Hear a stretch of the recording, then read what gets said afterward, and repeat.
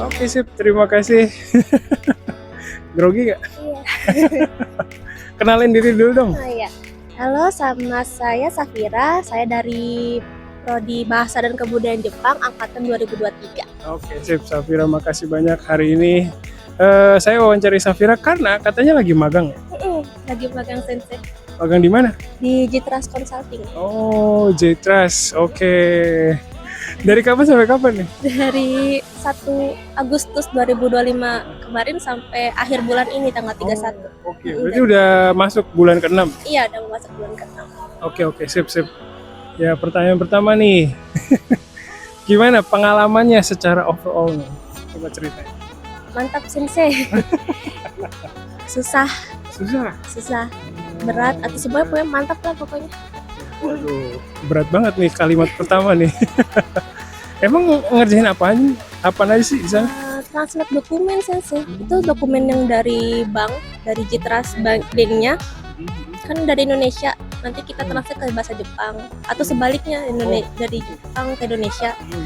Kadang juga dibutuhin ke bahasa Inggris ya gitu. Tapi kalau Inggris kayaknya ada timnya lagi deh. Oke. Itu nerjemahin dokumen tentang perbankan berarti ya? Iya. Tentang finansial. Iya, tentang itu. Seputar itu. Sebelumnya ada pengalaman terkait hal tersebut? Sama sekali nggak ada. Nol banget. Iya. Sayangnya nol banget. Jadi ya, bener-bener nggak ngerti sensei. Oke. Terus tapi pas nggak ngerti nih, senpai-senpainya bantuin nggak sih? Dijelasin sensei. Kayak bener-bener yang dari nol banget. Aku tanya. Sebenarnya mungkin malu ya sensei kalau yang sedasar itu aku nggak tahu sebenarnya. Tapi ya mau nggak mau saya harus nanya. Dan dia menjelaskan sih. Senpai-senpainya baik banget. Jadi walaupun kerjaannya susah tapi lingkungannya suportif ya. Seperti banget. Oke. Selain nerjemahin dokumen ada kerjaan lain? Kerjaan lainnya kecil-kecil sih sensei. Ketika misalnya ada dokumen berantakan itu nanti kita bantu masukin ke file, bantuin filing aja. ya. Itu saya kerjain juga kalau lagi gak ada kerjaan yang dikasih ke saya aja gitu kan. Ya saya minta ke senpai-senpai lagi ada bisa dibantu nggak? Sip. Kalau nerjemahin orang ngobrol langsung gitu ada nggak? Ada, tapi saya belum. Oh belum. Niatnya sih nanti kita semua bakal kebagian untuk masuk meeting dan nerjemahin, dan memang nggak dituntut bisa, tetap sebisanya aja. Kebetulan saya sih belum kedapetan untuk nyobain itu sih. Tapi nanti terutama bulan ini kan sebelum selesai magang memang harus coba gitu katanya. Tapi pernah ngelihat temennya nerjemahin? Kalau teman nerjemahin belum, kita semua baru pertama kali. Belum, jadi emang diusahain serentak gitu. Misalnya minggu pertama ada berapa meeting, 3 meeting, dicoba 2 orang nemenin, maksudnya berdua gitu kan, nyobain berdua. Di tiap meeting tuh orangnya beda-beda. Itu bakal dikasih tahu dulu nggak sih materi meetingnya? Biasanya selama saya cuman masuk kayak aku meeting doang sih enggak ya sensei. Loh kayak tiba-tiba ngomongin apa kita nggak ngerti sebenarnya. Cuman yang kali ini nggak tahu nih sensei apakah bakal diomongin apa enggak, tapi kayaknya sih enggak juga sensei. Kan istilahnya kan dari kemarin udah ngeliatin gitu kan. Udah tahu lah ya mau dibahas apa kayak gitu kayaknya. Yang pasti tentang finansial gitu ya. Tapi tetap yang internal sih sensei. Kalau yang eksternal kita nggak diajak untuk masuk gitu. Oh iya. Oke. Internal aja. Sip. Oke. Nah, ini kan udah 6 bulan nih. Apa sih manfaat yang dirasain sama Safira?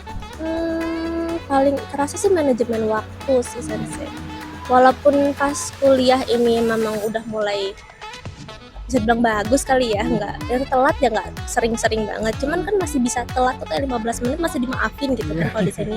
Kalau di sana kan enggak ya, harus tepat waktu. Kayak orang Jepang, apalagi orang Jepang gitu kan. Kalau mereka bilang jam sekian, beneran jam sekian, jam 2 ya 2 pas gitu, nggak boleh lebih. Bahkan sebelumnya, kalau enggak ya pasti dia kan ditegur gitu. Oke, ada lagi nggak manfaat yang lain yang kerasa banget? Kalau di saya jujur keberanian kali ya sensei. Kayak misal di sekolah, kampus atau apa, disuruh apa pasti saya kan, kalau orang lain bisa kenapa harus saya gitu kan. Saya nggak mau gitu. Tapi kalau di sana ya disuruh apa emang harus dilakuin. Kamu ntar ini ya, ya takut iya, nggak berani iya, tapi kayak harus tetap jawab iya gitu. Nggak bisa bilang nggak saya nggak bisa, nggak malu, Susah. nggak bisa. Pressure-nya ada di situ sih. Jadi belajar punya keberanian untuk ngerjain apa nerima kerjaan gitu Menerima ya. kerjaan apapun itu. Oke. Ngomong Sip. ini di sini juga termasuk. Iya. Oke. Dapat honor nggak sih? Dapat sensei. Dapat. Per hari itu 100.000. Oh, jadi itu buat makan. makan sama transport. Iya. Ngomong-ngomong kantornya di mana sih? Di Syahid Sudirman, Oh. Safira rumahnya di Depok. Depok. Jadi naik apa tuh? KRL. KRL. Ntar dilanjut Jaklingko ada. MRT enggak? LRT bisa juga. Bisa juga. Kan deket juga MRT di situ. LRT enggak sih, MRT. Ya. Jadi bisa ngerasain ritmenya orang kerja banget ya. Kalau dibilang baru ngerasain enggak sih, kalau orang soalnya kan berangkat ke sini juga ngikutin jam orang kerja kan sensei. Ya udah terbiasa sih kalau misalnya transportasi umumnya. Iya. Cepet-cepetnya orang masuk kantor itu kan ini ya sensei ya. Oke. Jam KRL. Oke, terakhir nih. Ini kan apa namanya? Mungkin ada mahasiswa, temennya, adik kelasnya yang minat magang di J-Trust Consulting ya, tapi punya rasa khawatir gitu. Kira-kira ada nggak tips buat teman-temannya yang seperti itu?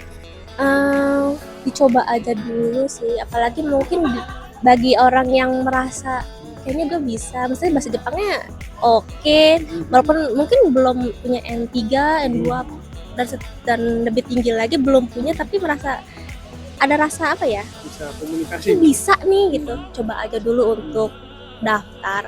Masalah keterima nggak keterima kan ya nanti kan dinilainya saat interviewnya kan ya, bakal diseleksi lagi. Jadi kalau keterima ya alhamdulillah, tapi harus ya coba dilaksanakan, dijalanin.